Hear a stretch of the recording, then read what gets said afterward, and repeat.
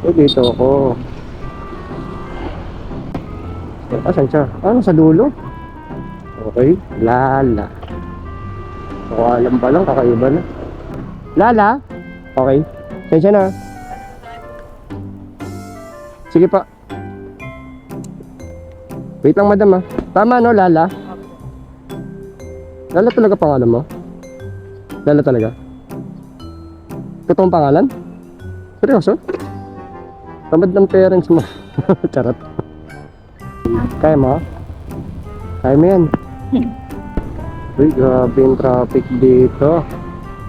Pangalan. Taxi pa to? Sira ulo ka. Lakas mo rin manakot eh. So, ibig sabihin, madalas ka talagang nagbubuk ng motorcycle taxi. Araw-araw, mayaman. Sana all. So, nagtatrabaho ka sa... Ah, okay. So, ano ka? Manager? Server. Bago mukha ka manager. Inaway. Hindi nga mukha ka manager ah. Ayoko nung patawulog. Malaki naman kita.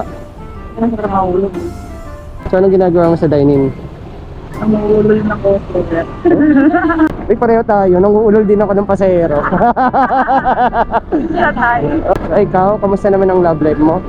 Pagod. Ha? Pagod. Pagod? Pagod. Pero, in a relationship ka pa rin. Hindi. Wala tayo. Ano nangyari sa huli? Uy, gago, magkasinungaling ha.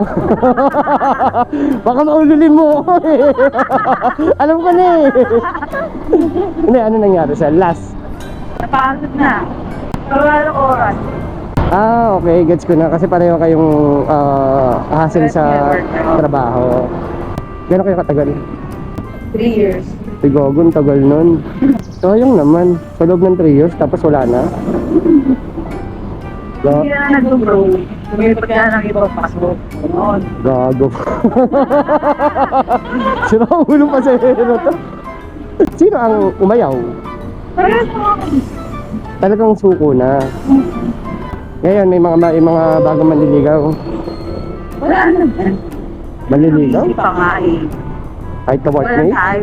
Kahit ka workmate, may mga ganyan. Galawang workmate. Alam ko yung mga ganyan. Di ba, no? Oo. Style, bulok. Atid kita, charot. Gago ka, mayroon kang plano. Diyan nagsisimula eh. Tara kape tayo. Ay, wala na. Kaya ko magkape mag-isa. Oo, gago rin yung mga yan eh. Kaya tuloy na uso yung, mayroong isang motel na kape tayo. Oo. Di ba? Bandang. Oo. Kalao ko. Kota mo, alam niya. Parang nakapagkape ka na dun na. Nga eh. Uy, gagawin ako minsan, napunta ako doon. Nag-drop ako ng babae. Ha? Ito yun ba yun talaga? Yung tunay na motel talaga. Motel talaga siya. Diba? Promise, kape lang to. Pindot. Kasi may one time, meron akong passenger na ibinaba doon. Pero matindi ang kape niya. Hindi lang matapang, gar. Putsang ina, matanda. Pumasok kami doon sa may drop-off eh. Pinasok niya ako sa loob eh. Gago rin siya eh, no? Alam niyang gumagawa ko ng content. Tapos pasok-pasok na ako. Ayun na, alam mo na. Oo. Kamay ka na. Sabi ko, alam mo yung camera sabi ko. Siguro nanguulol dito ng pasahero. Ayun, namulot-ulol mo rin kaya. Kasi hindi ako kapareho ng ibang vlogger na once na nagsakay ng mga, lalo na usually babae. Ako yung vlogger na hindi pala post. Meron din akong mga content na kilig moment, pero syempre dahil may partner tayo, eh medyo alalay din. Oo, kapag. Diba? Hindi porket sabihin na nagbablog ako, hindi siya rason lagi. Oo. Diba?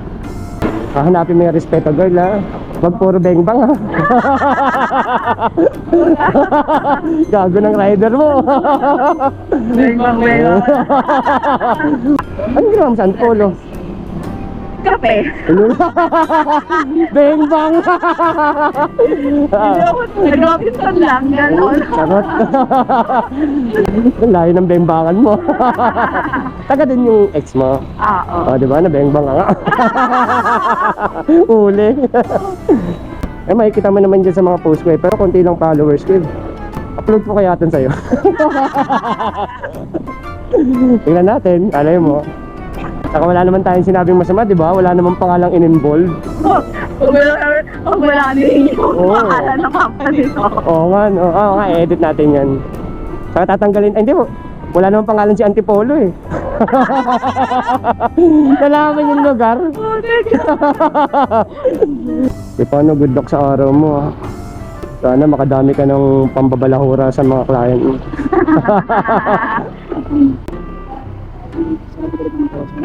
Okay.